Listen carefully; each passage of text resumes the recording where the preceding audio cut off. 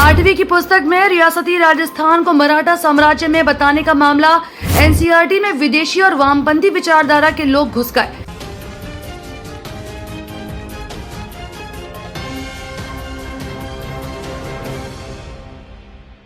यही आधार है तो वृहन मुंबई का नक्शा बनाकर अबू सलीम और दाऊद इब्राहिम के अधीन दिखा दो।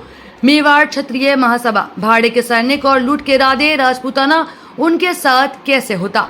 एनसीईआरटी की 8वीं पुस्तक में मराठा साम्राज्य को रियासतकालीन राजस्थान में बताए जाने का विवाद अब बढ़ता जा रहा है। 2 दिन पूर्व मेवाड़ राजघराने के महाराणा विश्वराज सिंह मेवाड़ के विरोध के बाद मेवाड़ क्षत्रिय महासभा भी इसके विरोध के मैदान में उतर गई है। सोमवार को उदयपुर में एक प्रेस कॉन्फ्रेंस के माध्यम से संस्थान के अध्यक्ष अशोक सिंह मेतवाला ने मीडिया को संबोधित करते हुए कहा कि एनसीईआरटी की 8वीं की पुस्तक में पेज 70 पर दर्शाए गए नक्शे में मराठा साम्राज्य को रियासतकालीन राजस्थान के एक विस्तृत बताया गया है, जिसका संस्थान विरोध करता है। उन्होंने कहा कि विरोध इसलिए जरूरी है क्योंकि राजस्थान कभी मराठा साम्राज्य के अधीन नहीं रहा।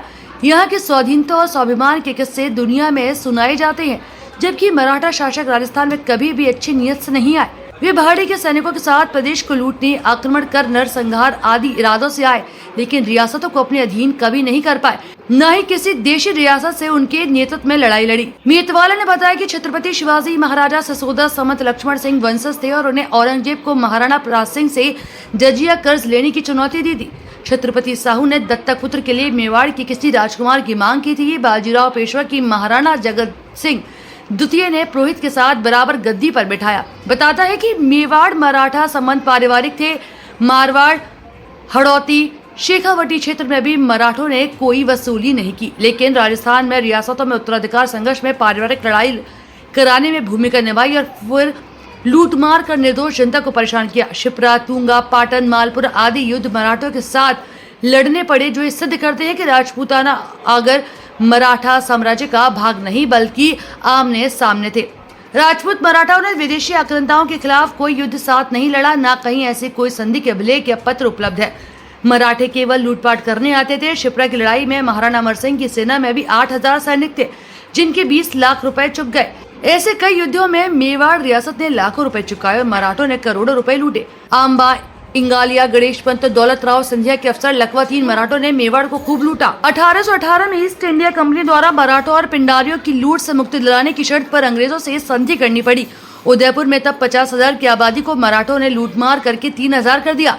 मतवाला ने बताया कि मराठे लूटमार करते थे और उनके साम्राज्य में राजपूताना को दर्शाना राजस्थान का अपमान है।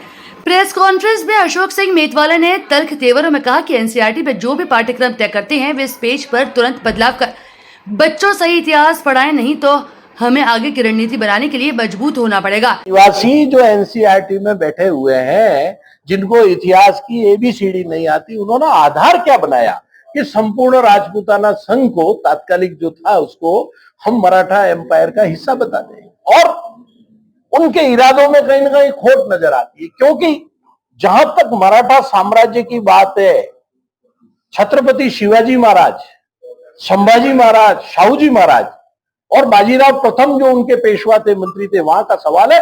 मेवाड़ के साथ उनके आत्मीय संबंध होकर के घरेलू ताल्लुकात थे और खून का रिश्ता मानते थे मराठा सिरदार, इसलिए आपसी शादी ब्याह में इनका आना जाना तक भी सतत चलता था।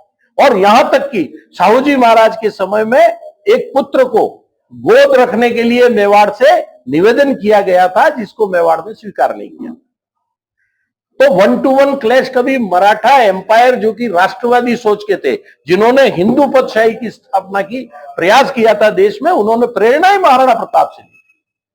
तो आज जो महाराणा प्रताप के पद चिन्हों पे चलने वाले देश के करोड़ों राष्ट्रवादी लोग और शिवाजी महाराज के पद चिन्हों पे चलने वाले देश के करोड़ों लोग जो कि एक अखंड भारत का सपना देख रहे हैं, इन दोनों के बीच में कोई कॉन्फ्लिक्ट पैदा करने के लिए कोई ऐसी ताकत हो सकता है एनसीईआरटी में घुसपैठिए की तरह घुस करके ये प्रयास कर रही है। तो हम खुले नेत्रों से देख रहे हैं और हम ये देख रहे हैं कि इस तरह की जहां भी त्रुटि हुई वो तत्काल सुधर जाए, ताकि हमारी सोशल हार्मनी खराब नहीं हो और जो भविष्य के लिए राष्ट्र का जो सपना हम सब मिल करके 140 करोड़ देशवासी देख रहे हैं वो पूरा हो जाए।